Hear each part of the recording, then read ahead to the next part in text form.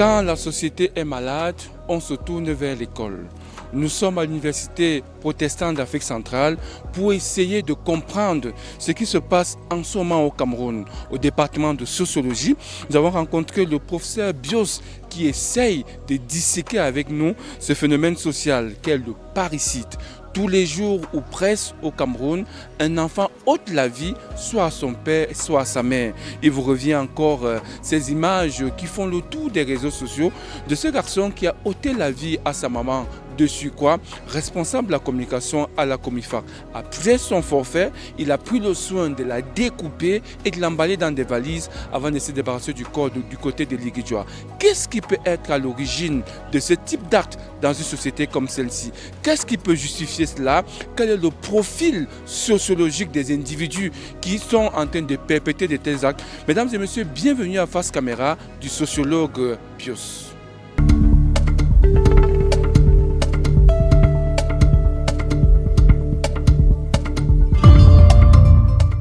Alors, ce qui est certain, c'est que quand on arrive à évoquer un phénomène comme celui-là, il faudrait comprendre qu'il est assez récurrent, mais évolue simplement dans de si. C'est-à-dire, en fonction d'une actualité, on peut penser qu'il y a une forme de récurrence assez criarde, mais c'est davantage un phénomène qui est nourri, qui est construit de manière permanente, en ayant donc cette tendance à être vu comme une constellation de phénomènes. Si vous voulez isoler la violence ou le parricide des autres faits de société, des inégalités sociales, de la frustration sociale au quotidien et même davantage de cet écart construit entre ceux qui possèdent et ceux qui ne possèdent pas, vous aurez donc fait fausse route. Parce qu'il y a un moment donné dans cet acte posé, acte final, une tendance à voir une société qui change. Une société qui à un moment donné est travaillée par certains mots et de tous ces mots, on peut avoir donc maintenant ici des formes d'expression différentes qui découlent davantage de l'appropriation ou des mécanismes à un moment donné d'expiation de ce péché.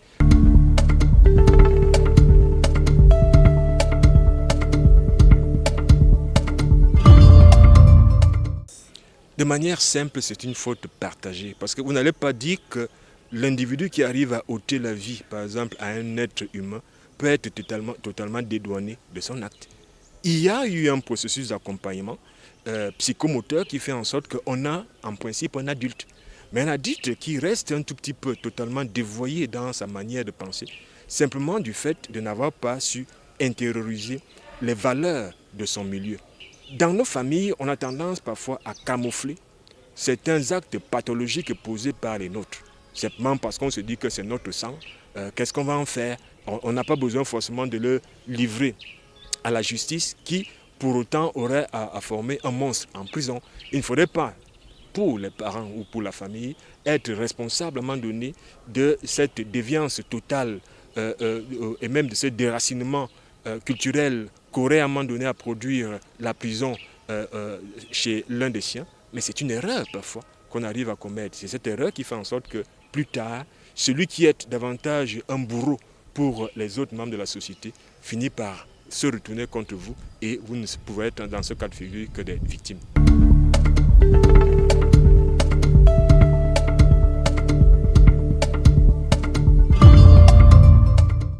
Vous pouvez à un moment donné chercher à identifier ou à sortir le profil type d'un individu malade.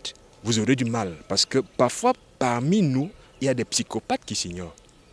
Il n'y a pas de profil type.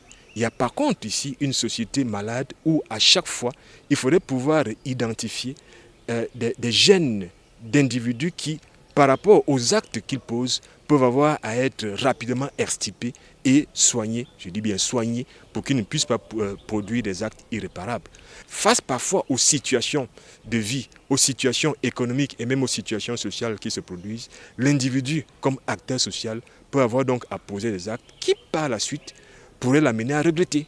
Ça peut être la conséquence soit d'un ensemble de substances consommées qui les accompagnent à poser des actes pareils, soit c'est à un moment donné un réseau de relations ou alors confrériques qui les amène donc à poser des actes dans la perspective de pouvoir apprécier au mieux sa fidélité.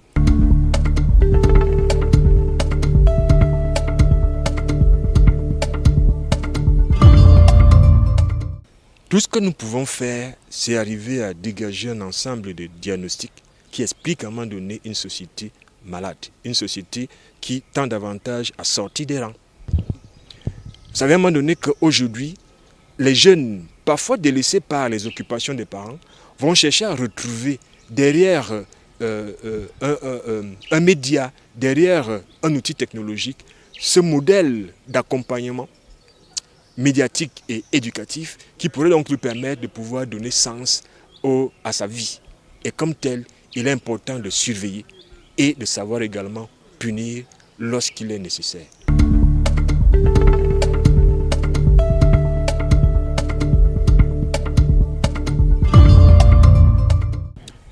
La religion, dans sa définition originelle, est un élément, est une instance qui aide l'individu à devoir resituer sa relation avec Dieu, avec une divinité quelconque évoquée comme telle. Ça veut dire que dans ce principe de base, il y a une possibilité, à partir de ce système de croyance, d'accompagner l'individu à être suffisamment recadré. Mais il faut faire attention. Il y a des religions qui, à partir d'une radicalisation des positions, arrivent également à pouvoir construire des monstres, à construire également ici des individus qui ne sont que de véritables bombes pour la société à partir de ce qu'ils auront intériorisé. Donc autant la religion peut être présentée comme une instance de recadrage ou d'accompagnement de ces êtres sociaux ou alors des êtres à former dans ce contexte, autant également la religion peut être comme autre instance une structure qui malheureusement, ou un système de croyance qui malheureusement peut travailler davantage à produire des déviants sociaux.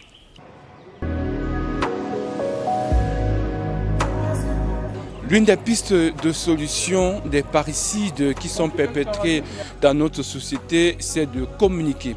Il revient aux autorités en charge, quand ils ouvrent des enquêtes sur ce type de phénomène, de communiquer.